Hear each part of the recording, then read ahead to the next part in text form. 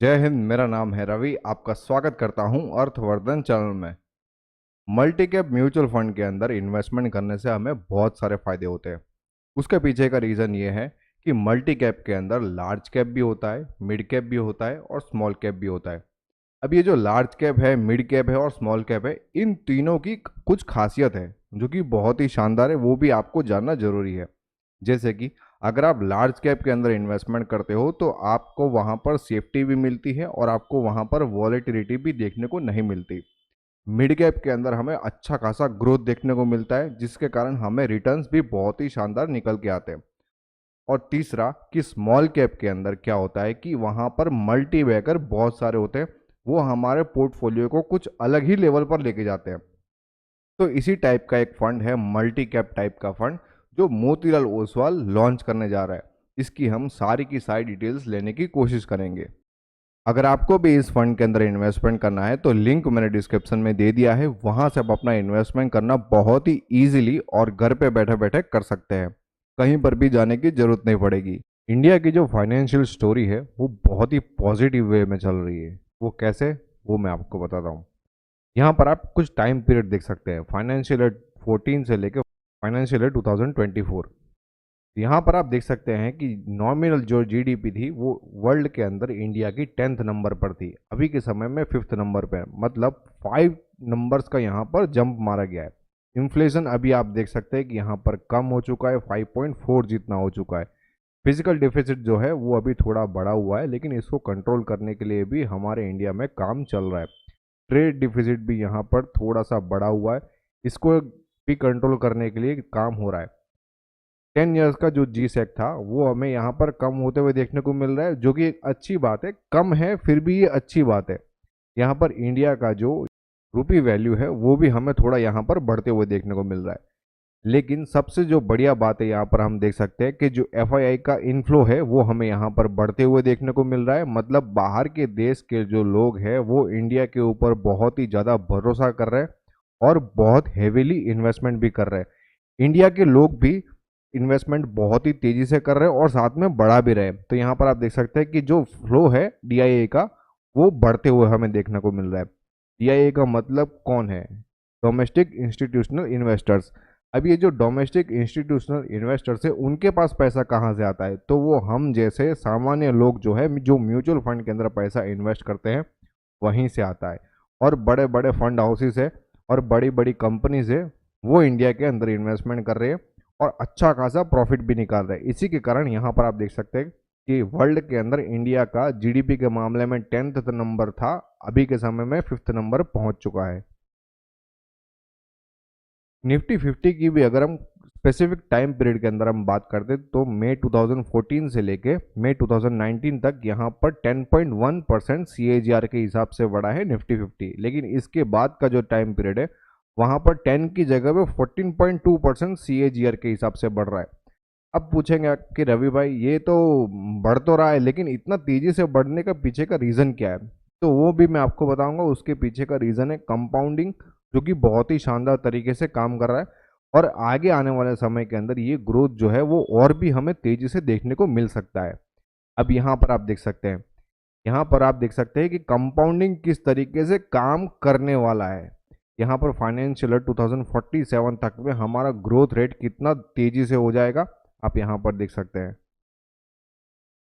ये भी जो ग्राफ है इसके अंदर भी देख सकते हैं कि ओवरऑल हमारा मार्केट 1979 से लेके यहाँ पर 2024 तक का है। यहाँ पर की जो स्पीड है बढ़ने की आप देख सकते हैं कि बहुत ही कम है, लेकिन इसके बाद जो ग्रोथ हो रहा है यहाँ पर ये बहुत ही ट्रिमेंडस है। तो ये आप समझ सकते हैं, जो मैंने बोला था कंपाउंडिंग इफेक्ट जो है वो बहुत ही शानदार है। इसको 8th wonder of the world भी कहते हैं। यहाँ पर हम रोलिंग रिटर्न्स की भी बात करें तो पॉजिटिविटी हमें रोलिंग रिटर्न्स के अंदर बहुत ही शानदार तरीके से देखने को मिल रही है। कुछ ही ओकेजन्स ऐसे होते हैं जहाँ पर रोलिंग रिटर्न्स हमें कम होते हुए देखने को मिल रहे हैं, लेकिन ये जो पैमाना है यहाँ पर कम है, लेकिन पॉजिटिविटी हमें यहाँ पर ज़्यादा देखने को मिल रही है। अब ये मार्केट बढ़ तो रहा है, लेकिन बहुत सारे ऐसे इंसिडेंट्स भी होते हैं वहाँ पर क्या होता है, मार्केट कम भी होता है। जैसे कि यहाँ पर आप देख सकते हैं 14% जितना कम हो गया, यहाँ पर 16% जितना कम हो गया, यहाँ पर 30% का फॉल है, यहाँ पर भी 30% का फॉल है। इसके बाद यहाँ पर 30% का फॉल है, यहाँ पर 15% का फॉल है।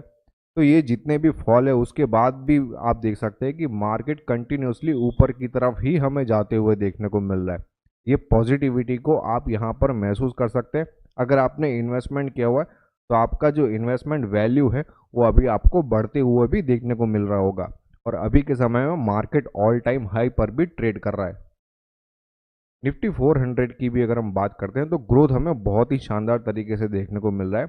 और यहाँ पर ये जो फंड है ये किस तरीके से कौन से थीम्स के अंदर इन्वेस्टमेंट करेगा वो भी आप देख सकते हैं। जैसे कि इंडस्ट्रीज है, यहाँ पर केमिकल है, हॉस्पिटलिटी है, यहाँ पर ईएमएस है, यहाँ पर कैपिटल गुड्स, फिनटेक और डिफेंस, अलग अलग सेक्टर्स के अंदर यहाँ पर हमें अच्छा खासा ग्रोथ देखने को मिलेगा। अब ये जो फंड है इसकी कुछ खासियत है, और यही जो खासियत है वही इसके रूल्स और रेगुलेशन भी है। जैसे कि मल्टी कैप के अंदर कोई भी मार्केट कैप होता है, जैसे कि लार्ज कैप, मिड कैप और स्मॉल कैप, तो उसके अंदर मिनिमम 25% जितना एसेट एलोकेशन करना पड़ता है।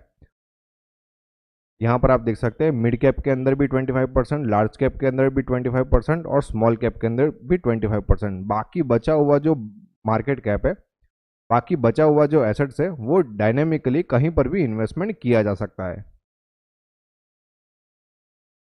अब जो हर एक मार्केट कैप है उसकी कुछ खासियत है, और मोतीलाल ओसवाल ने इसको बहुत ही शानदार तरीके से डिफाइन किया है। जैसे कि लार्ज कैप को इन्होंने हाथी कहा है, मिड कैप को यहाँ पर टाइगर कहा है, और साथ में स्मॉल कैप को यहाँ पर चीता कहा है। अब जो हाथी है मतलब लार्ज कैप है, उसके अंदर हमें स्टेबिलिटी देखने को मिलती है, उसका स्वभाव भी शांत होता है। टाइगर जो है वो घात लगाकर हमला करता है, इसको हम प्रोल भी कहते हैं। तो यहाँ पर जो मिड कैप है वो ऐसे समय पर ही इतना तेजी से भागता है और अपने गोल्स को भी अचीव करता है। और चीता जो हम सबको पता है कि बहुत ही तेजी से भागने के लिए फेमस है। तो यहाँ पर इसी तरीके से ग्रोथ को कैटर करने की यहाँ पर कोशिश करने वाले हैं मोतीलाल ओसवाल के फंड मैनेजर्स। अब यहाँ पर कुछ दो ऐसी चीजें हैं जहाँ पर ये मोस्टली कॉन्सेंट्रेट करने वाले हैं। यहाँ पर मोस्टली यहाँ पर क्वालिटी और ग्रोथ, इन दोनों फैक्टर्स को यहाँ पर कंसिडर करके ही फंड को बनाने वाले हैं। Motilal Oswal multi cap fund, ये एनएफओ 28 मई को ओपन हो जाएगा और 11 मई को क्लोज हो जाएगा। अगर आपको सीरियसली अपना इन्वेस्टमेंट स्टार्ट करना है तो मैंने अपना नंबर दे दिया है, वहां पर आप कभी भी कांटेक्ट कर सकते हैं।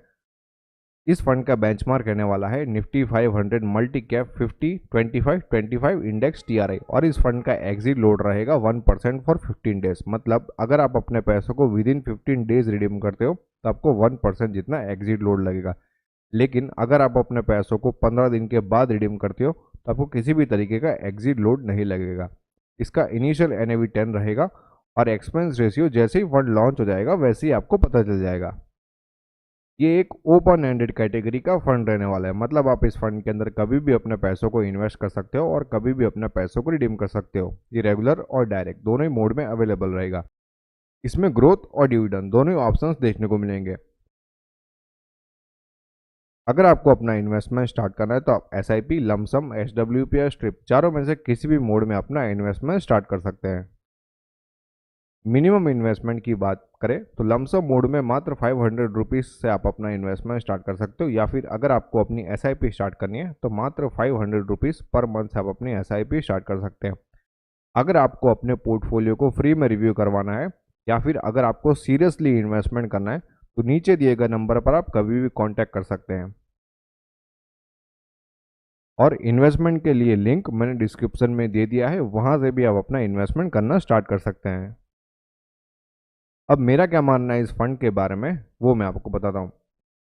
क्योंकि एक मल्टी कैप कैटेगरी का फंड है तो इसके अंदर लार्ज कैप भी है, मिड कैप भी है और स्मॉल कैप भी है। तो यहाँ पर लार्ज कैप की वजह से हमको स्टेबिलिटी देखने को मिलेगी, मिड कैप की वजह से हमको यहाँ पर ग्रोथ देखने को मिलेगा, और स्मॉल कैप की वजह से यहाँ पर हमको मोमेंटम देखने को मिलेगा। ओवरऑल ये बहुत ही शानदार तरीके का फंड रह सकता है। अगर आप लॉन्ग टर्म के लिए इन्वेस्टमेंट करना चाहते हो तो ये फंड आपके लिए सही साबित हो सकता है। ये फंड ऑलरेडी डाइवर्सिफाइड है, फिर भी आप डाइवर्सिफिकेशन के लिए इस फंड को यूज़ कर सकते हैं इन्वेस्टमेंट करके। ये फंड शॉर्ट टर्म के लिए तो बिल्कुल भी नहीं है। अगर आपको इन्वेस्टमेंट के रिगार्डिंग किसी भी तरीके के क्वेश्चन है तो आप हमें टेलीग्राम, ट्विटर और इंस्टाग्राम पर फॉलो करके अपने क्वेश्चंस को पूछ सकते हैं। साथ में आप अपने क्वेश्चंस को कमेंट में भी डाल सकते हैं। होप ये वीडियो आपको पसंद आया होगा। अगर ये वीडियो आपको अच्छा लगा तो लाइक करो, शेयर करो और सब्सक्राइब करो। Thanks for watching.